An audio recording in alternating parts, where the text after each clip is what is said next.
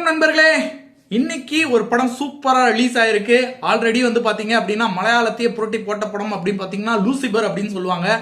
இந்த லூசிபரோட பார்ட் 2 பாத்தீங்கன்னா இன்னைக்கு எம்பரன் 2 அப்படின்னு சொல்லி ரிலீஸ் ஆயிருக்கு. இது பாத்தீங்கன்னா செம்ம எதிர்பார்ப்பு பாத்தீங்கன்னா அப்படின்னா மலையாள ஃபீல்ட்ல இப்படி ஒரு எதிர்பார்ப்பு வேற எந்த படத்துக்குமே இல்ல. அந்த அளவுக்கு அட்வான்ஸ் புக்கிங்ல எல்லாமே பரபரப்பா ரசிகர்கள் மத்தியில பேசப்பட்ட ஒரு படம். பாத்தீங்கன்னா பிருத்திவிராஜ் அவர்கள் தான் டைரக்ட் பண்ணியிருக்காரு.